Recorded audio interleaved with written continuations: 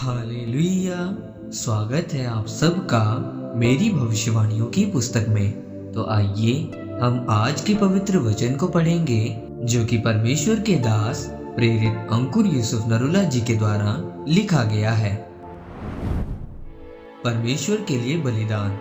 जैसा कि उत्पत्ति की पुस्तक अध्याय 22 उसकी 2 आयत में लिखा है, उसने कहा, अपने पुत्र को अर्थात अपने इकलौते पुत्र इसहाक को जिससे तू प्रेम रखता है संग लेकर मोरिया देश में चला जा और वहां उसको एक पहाड़ के ऊपर जो मैं तुझे बताऊंगा होम बलि करके चढ़ा।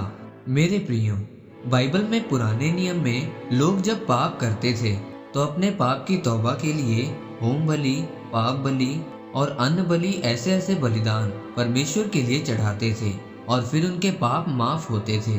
लेकिन नए नियम के अनुसार प्रभु यीशु मसीह ने अपने आप को क्रूस पर कुर्बान करके ऐसे बलिदानों को खत्म कर दिया है। इसीलिए आज लोग ऐसे बलिदानों को नहीं चढ़ाते।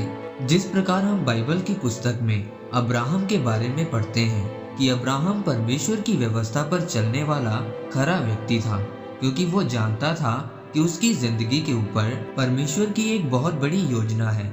इसीलिए जब परमेश्वर ने अब्राहम से उसके पुत्र का बलिदान मांगा तो वो जरा भी हिचकिचाया नहीं और अपने बेटे को कुर्बान करने के लिए ले गया।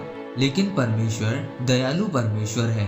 उसने इसहाक का बलिदान नहीं लिया क्योंकि परमेश्वर उसे परख रहा था। आज आप परमेश्वर के लिए क्या बलिदान करते हैं?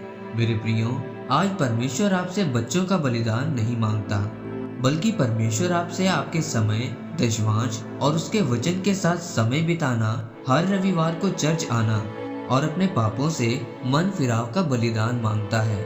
लेकिन आज लोगों के जीवन में बलिदान का कोई महत्व नहीं है। वो रविवार को चर्च नहीं आते, अपने कामों में ही व्यस्त रहते हैं और ये सही नहीं है। अगर आप बाइबल में पढ़ें तो लिखा है कि दाऊद का पुत्र सुलेमान परमेश्वर से प्रेम रखता था और अपने पिता दाऊद की विधियों पर चलता था। जब उसको बुद्धि का वरदान मिलने वाला था तो सुलेमान ने परमेश्वर के भवन में जाते हुए रास्ते में ही परमेश्वर के लिए 1000 होम बलियां चढ़ा दी थी।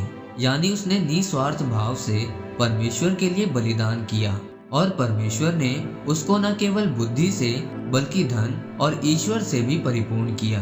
इसीलिए मेरे प्रियो, अगर आप सचमुच परमेश्वर को प्यार करते हैं तो आप उसके लिए अपने समय, अपने दशवांश और बलिदान देंगे, क्योंकि परमेश्वर अनुग्रहकारी है। और जब आप ऐसा करते हैं तो परमेश्वर आपके त्याग को देखकर खुश होता है और आपको आशीषित करता है। इस वचन के द्वारा परमेश्वर आपको आशीषित करे। आमीन। आइए परमेश्वर के दास के द्वारा लिखी गई इस प्रार्थना को आप मेरे साथ एक मन होकर करें। सर्वशक्तिमान परमेश्वर, आज के इस वचन के लिए मैं आपका धन्यवाद करता हूँ।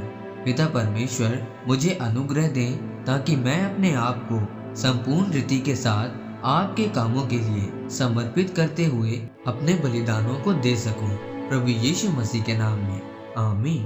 परमेश्वर आप सबको आज के वचन के ऊपर मनन करने के द्वारा आशीषित करे। आमीन।